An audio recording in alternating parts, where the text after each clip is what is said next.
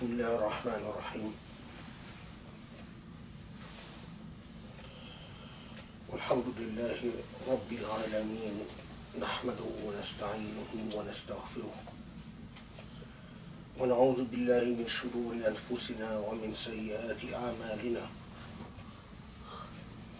من يهدي الله فهو المهتد ومن يضلل الله فلن تجد له وليا مرشدا ولا إله إلا الله وحده لا شريك له له الحمد يحيي ويميت وهو على كل شيء قدير ونصلي ونسلم ونبارك على محمد وعلى آله وأصحابه ومن اتبعه بإحسان إلى يوم الدين.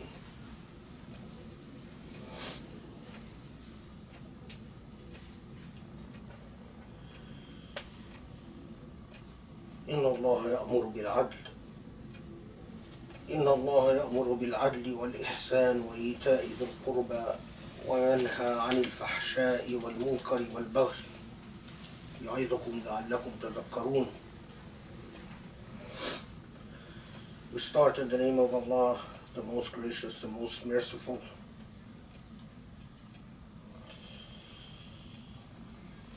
And as always, we are grateful to Allah for Allah's numerous bounties, and we plead with Allah for guidance and grace and blessing in all of our affairs. And we pray for peace and blessings upon the Prophet Muhammad and his clan and family and his companions and all those who follow him until the day of judgment. Allah commands us to establish justice and goodness and to be kind to our fellows, blood and clan, and wishes for us to stay away from all that is corrupt and evil. And this is the essence of our faith. Without the concrete anchoring of ourselves in substantive justice and in the essence of what is real justice, and without an understanding of what is good and beautiful and moral, and without an understanding for what is the opposite of good, beautiful, and moral, without understanding of what is corrupt and evil, then we seek to establish the spirit and the soul of Islam. It is not about formalism. It is not about outside appearances. It is not about legalities and technicalities of law. It is through and through, in every sense of the meaning. It is about the meaning of justice, substantive justice, substantive morality, substantive equity, substantive goodness. The nature of justice and the nature of goodness is that it must be comprehensible as such. If you do something that you believe is good, but no one perceives it as such, then that is a problem. And it requires taking of a moral inventory to figure out why is it that you might be doing what you perceive to be good, but no one understands it as such. And if you do something that is perceived as evil by most of those around you, but you do not see it as evil, it again requires a taking of a moral inventory to figure out the reason for the disparity. Allah has created us as human beings drawn to the principles of ta'aruf, of social intercourse and social dynamics. Allah has made it in our very nature that we seek companionship and we seek solace in marriage, in family, in neighborhoods, in groups. Allah has created in us the instincts and the intuition that Allah has given us, and our intuitive senses are prone towards the social and the communal. And so it is not possible for one to believe that they can adjudicate morality and justice and ethics simply by reading the literal text or simply by engaging with textual sources without fully reflecting upon this entire social impact and the communal impact.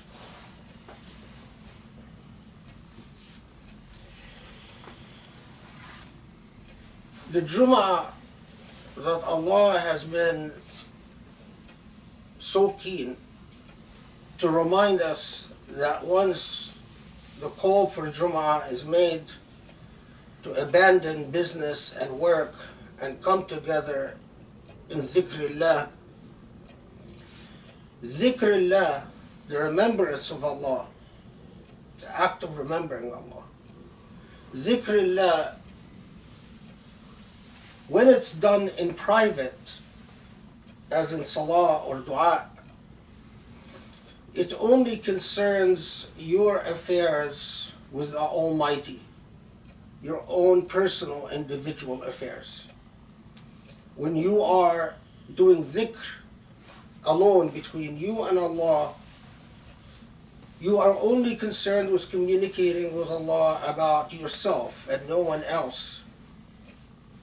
Unless, of course, you have dua for other people. But fundamentally, the interaction is between you and Allah.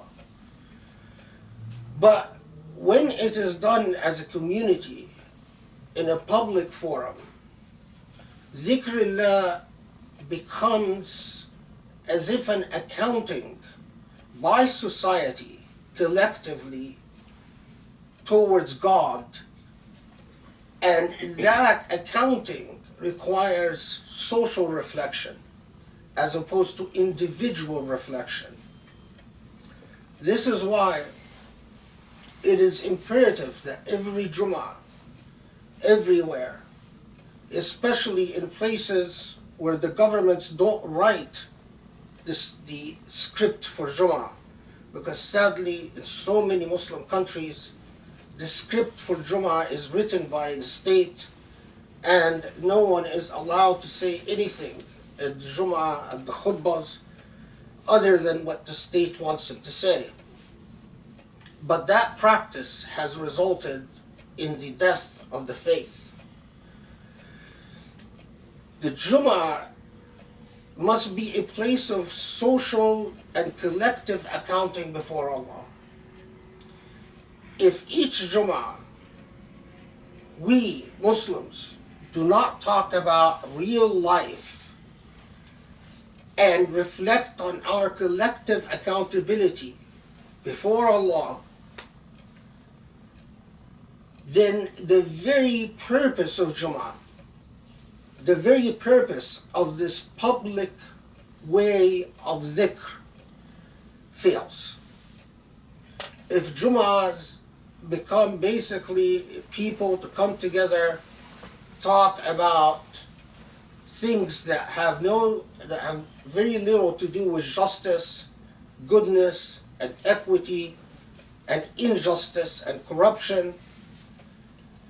In other words, if Jumu'ah become a place where people fail to take accountability as a people before Allah, then there is no difference between the act of individual and personal dhikr, which is done in private, and public dhikr, which is done in the context of Jumu'ah. And if there is no purpose, if there is no difference, then the entire purpose fails. Jumu'ah has been decreed to act as if the pulsating conscience of the Muslim Ummah.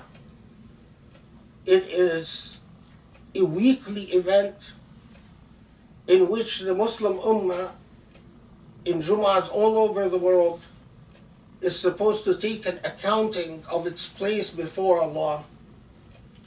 But when people turn Jumu'ahs into a speech about individualistic acts of worship, like wudu or any of the other ritual things that people talk about, then the act of private, as distinguished and separate from public dhikr,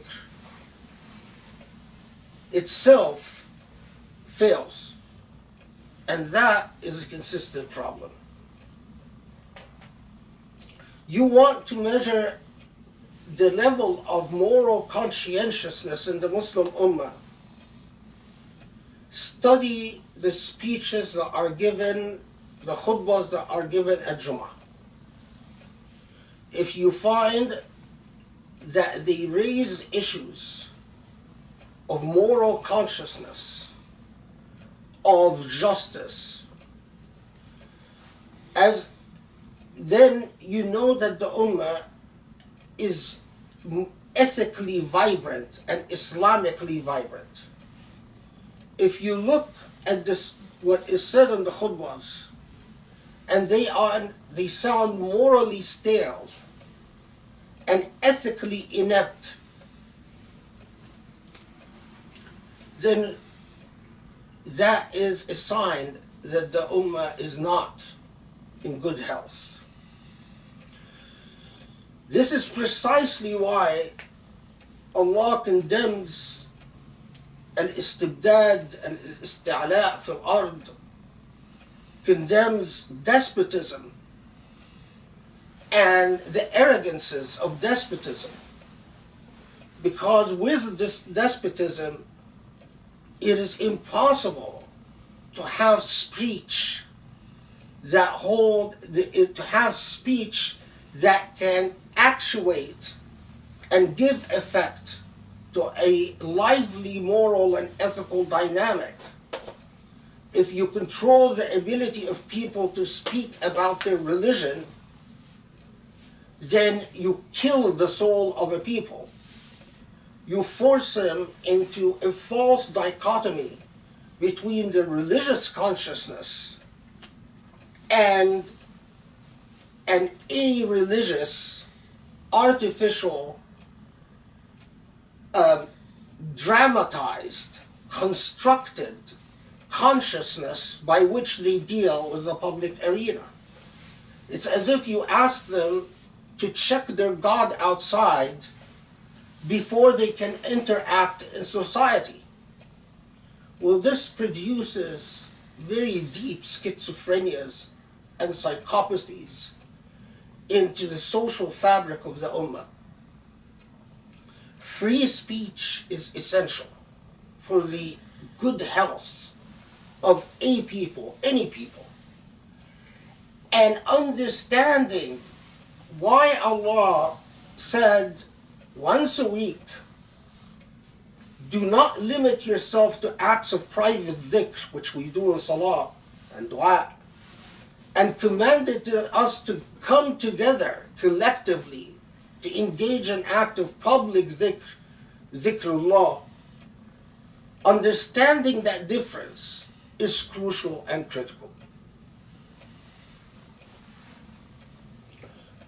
For instance,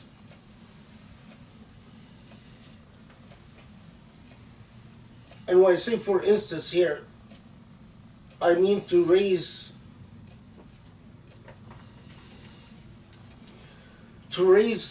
a couple of public issues that I think belong to every Jumu'ah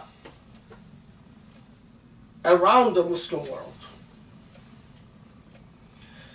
As I said before,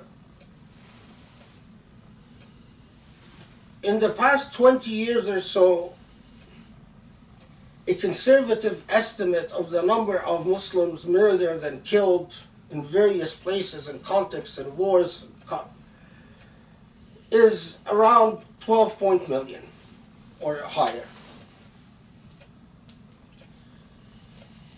But if you add natural disasters to that, and if you add displacement because of foreign invasions or domestic strife and conflicts, if you add poverty, and if you add the explosion of an underground sexual revolution, and I don't mean it in a positive sense, I mean it in a negative sense, meaning because of the net and because it's harder to get married all over the Muslim world, people have resorted to all forms of unlawful sex outside of the context of marriage, and the result also is the birth of very large numbers of street children, children that are born and dumped by their parents in the streets. What is a pressing reality around the Muslim world, and it is amazing that you travel around the Muslim world and you see this everywhere, are orphans. Orphans in the streets of Egypt, orphans in the streets of Iraq, orphans in the streets of Jordan, orphans in the streets of Sudan, in Libya. Millions of Muslim children who are orphans. I was struck recently because either yesterday or the day before, or sometime very recent, it was the day of the orphans. And I listened to a lot of religious establishments around the Muslim world going on and on about how Islam took care of the orphan and how Islam does this for orphans. But the reality on the ground is that Muslims are fully acclimated to the existence of millions of orphans all around them. Even if they don't live in the street, they live in homes that are funded by the state. And if you know anything about homes that are funded by the state in the third world, they're terrible, horrible places. They're not places of blessing and beauty. They're often places of abuse and suffering.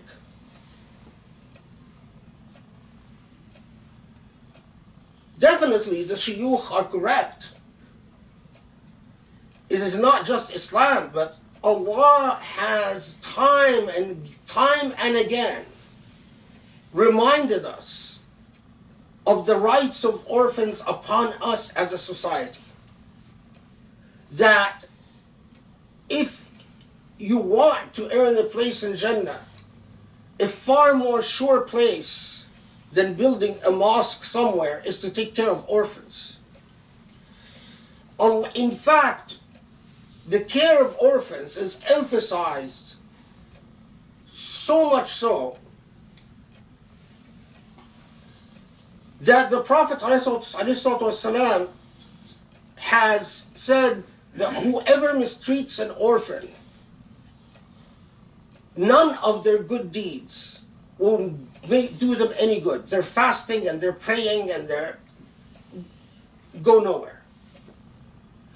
And whoever takes care of an orphan, the Prophet ﷺ said, this person and the Prophet are like two fingers, the closeness of two fingers in the hereafter, meaning that they have the highest status.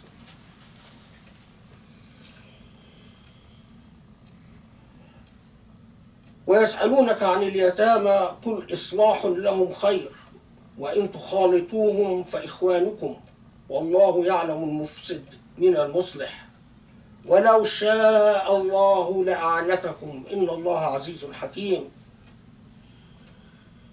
They ask you about orphans.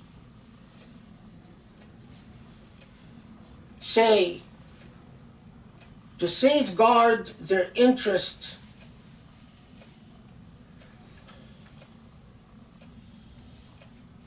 is goodness, or khayr, إصلاح لهم khayr means it is the very nature or the very truth of goodness. And if you mix their positions with yours, tukhalituhum means that if you trade their property, in other words, take care of their property as you take care of your own property. So, as you treat your own property, you treat theirs. As you trade your own property, you trade theirs. Remember that they are your brethren, your brethren, and God, of course, knows well who intends corruption from the one who does not. And if God would have wanted, God would have inflicted you with hardship. So what Allah is saying to us, that in fact, always remember that if Allah would have willed, it would have been you who is suffering as an orphan. لَأَعْنَتَكُمْ. Allah could have made you the one who is suffering instead of them. And this memory, this realization, internalizing this as a notion of substantive justice and substantive ethics, would lead to something that was regulated even in the time of the Prophet ﷺ, that 1/5 tax, 1/5, that goes to al-masakin wal-yatama, and so it goes to the poor and the orphans, relying on the state to take care of orphans, relying on the state to say it's a state problem. It's a malady, an illness of the colonized world. That's not the original Islamic tradition. The original Islamic tradition, there was a whole network of awqaf, private endowments for the orphans. And people knew that it is no excuse before Allah to stand before Allah on the final day and say, well, we paid our taxes and the state didn't do a good job. So people created awqaf that, in fact, when we study that network, it was so massive that it percentage-wise of the real estate property existing in places like Mamluk Cairo, for instance, or Damascus during the Ayyubid period, it was extremely high, over 50%. But since the abolishment of the awqaf and the nationalizing of the awqaf and the state becoming the representative of the awqaf, and the caring of orphans became a state matter, the same corruption that has inflicted everything the state touched in the third world inflicts the caretaking of orphans. We as Muslims, we must live in the modern day present reality. And the modern day present reality, the existence of orphans in orphanages and in streets, translates to abuse by the police, when the police even needs to fulfill their criminal quotas. They will arrest a few orphans and on trumped-up charges and send them off to prison. You know, murder charges, robbery charges, terrorism charges. We also must understand that the reality of the modern day age is pedophiles that travel from all around the world to go to places like India and Egypt and Vietnam and Thailand to have sex with children, street children, the orphans, and quite often the police is paid off and helps them. The reality of the modern world is that orphans in the street and the embarrassing system of orphanages that exist around the Muslim world translates into human trafficking and child sex trafficking. A lot of these children end up being simply kidnapped, abducted, and cycled into the human trafficking industry. And we Muslims think that Allah can bless anything we do when this is the state of orphans of the Muslim world. Allah will not bless a people who do not take care of their orphans. And it is shameful and embarrassment for Sharia experts to allow people to sit there and say, well, you know, adoption is haram. Understand the principles of law. Understand the purposes of law. If the only way to take care of orphans in our day and age is to adopt them and give them your name, then that's what you have to do. If that's the only way. But kafalat al-yatim has other ways if you're in the Muslim world. If you're not in the Muslim world, then you might have to actually adopt and give them their name, if that's the only way to do it. If there was true Islam, you would find Muslims lining up to provide foster care for Muslim children who are orphaned in the West, or to end foster care and adoption for the children of Muslims, where the parents are killed in car accidents, or the parents go to prison, or the parents are drug addicts, and the children end up going to the foster system. It is meaningless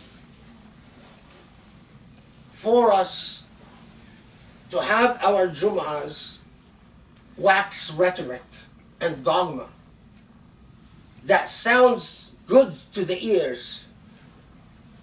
Allah takes care of the orphans, and a few nice stories about the old bygone days. Don't tell me stories about the bygone days. I want to know what's happening in my moment, in my time, in my place, and how Islam applies to what is happening in the moment.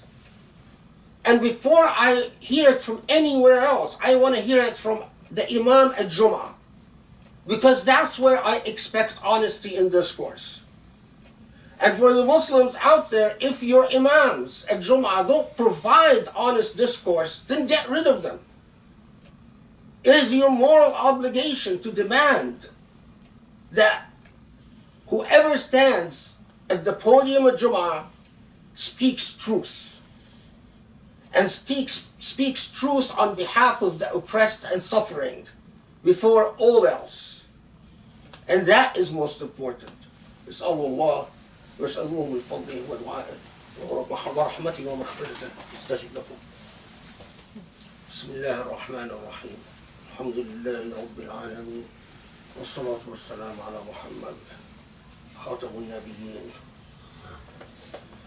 وعلى أصحابه وعلى آله وأصحابه ومن تبعه بإحسان إلى يوم الدين.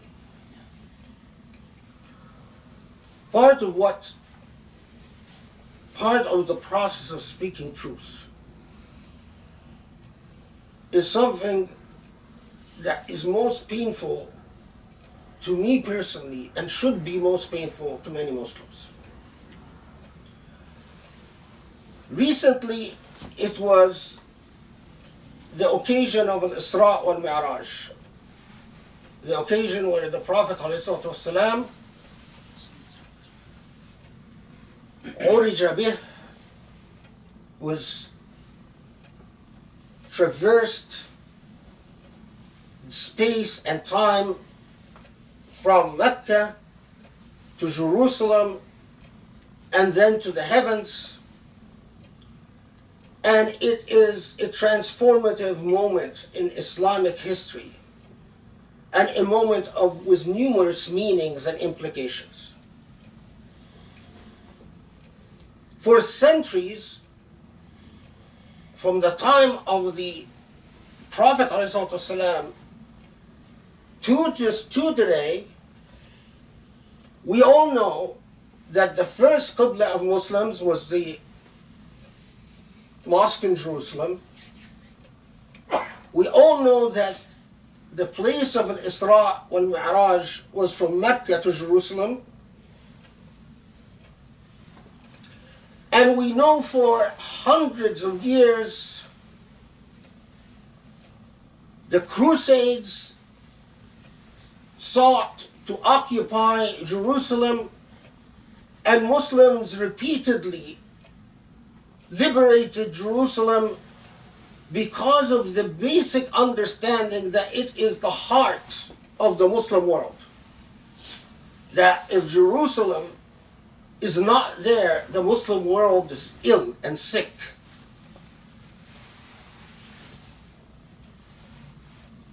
We all know that. But what is truly shameful, and something that I cannot believe that every Khatib at Jumu'ah is not talking about, is the emergence of ideological cowards, morally corrupt and decrepit so-called scholars that have popped up around the Muslim world here and there to tell us, you know, when the Quran refers to Masjid Al Aqsa, الذي باركنا حوله, to the Aqsa Mosque, the blessed plot of land, that in fact it is not talking about the mosque in Jerusalem that we know. It is talking about Tur Sina. It's talking about a mountain area in Sina, as some Egyptians have said. So the mountain area in Sina is the real Jerusalem, and this Jerusalem that the Israelis are occupying, that has no importance. And while others say, no, it's another spot in Saudi Arabia. And we all know what is going on here. What is going on is that these cowards, these traitors, want to remove the ideological strain upon rulers, Muslim rulers. So they want the Egyptian to grant a relief to the Egyptian president or the Saudi king or the Emirati prince or whoever it is, so that they no longer have a problem with Israel, and they can tell Israel, go ahead, take the Aqsa Mosque, because it's not the real Aqsa Mosque. That so suddenly, in this miserable age, these, what do I call them, like Yusuf Zidane in Egypt and others, who are popping all over the TV on the memory of Al-Isra and Miraj, to tell Muslims all over the Muslim world, oh no, that mosque in Jerusalem, that's nothing. That's a complete a red herring. The real Masjid Al Aqsa that the Quran is talking about is in Sina. The real Masjid Al Aqsa that the Quran is talking about is an area outside of Mecca. Absolute rubbish. So Muslims for 1400 centuries got it wrong, and these intellectual peons made a novel discovery. Look at the level of lack of shame and lack of dignity. The thousands upon thousands of Muslim lives that were sacrificed to liberate Jerusalem time and time again from the Crusaders. Oh, they were all wasted meaninglessly because they were fighting for something that's not even the real Masjid Al Aqsa, not the real Aqsa Mosque. This is a sign not just of intellectual decay, but of moral decay, because you don't even respect your own blood, the blood of your ancestors, who made enormous sacrifices in upholding the Islamicity of Jerusalem. And you come today, betray their blood, and say, oh, well, no, Muslims for the past 1400 years got it wrong, and I, with my genius, discovered the true Masjid Al Aqsa. Even by that logic, even the companions of the Prophet, including Umar and his fellow companions, they all got it wrong. After all, they went and liberated the wrong place because they should have gone to Sina or gone to some plot. The attempt to corrupt the historical memory of an ummah is a murder of the ummah. An ummah without a historical memory is no ummah at all. And it is shameful that we find Israelis and Jews from around the world, they are willing to give up everything to maintain the Jewish claim in Jerusalem, although the history of the Israelite temple and where it was and the archaeological history is very problematic. But yet, they will go out of their way to defend the historical claim in the temple, because they know that if they lose that claim, the very fabric of Israelite ideology would become undone. But it amazes me that we find Muslims today coming up telling us the companions, even the Prophet, and the companions, and the successors, and all the generations of Muslims got it wrong, and the true Jerusalem is not what's in the Quds. And then you find those who pretend to be scholars sit there and say, oh, they have a point. Yes, maybe, yes. And it's all to appease the ruler. Look at the corruptions of despotism. You want to understand the value of a non-despotic order, a non-authoritarian order, just study the discourses of despotic systems. You have someone like Yusuf Zidan appear on Egyptian TV repeatedly during the memory of the Isra and Miraj to repeat this rubbish. And you don't have a single Jumu'ah in Egypt that responds to this garbage. Why? Because the state, because Sisi's government won't allow a single Jumu'ah to respond. Could be there a greater evidence of the corruptions of despotism? But what is more shameful to me is that you don't find the khatibs in places where khatibs are free to give khutbahs of their own choosing, not talking about Jerusalem, and reminding our youth and our kids that Jerusalem is in our soul and blood and spirit, and no one can erase it. And it will remain so until it is liberated. Until Jerusalem is liberated, because it is occupied territory. And that, no one can change that reality and that fact. اللهم اعف عنا اللهم اغفر لنا واهدنا سواء السبيل واصلح حال أمة الإسلام والمسلمين. Allah, forgive our sins, bless us, and grant us gracious beauty in our lives. Allah, improve the condition of Muslims all over the world, and help us take care of the needy and orphaned and the suffering and the displaced.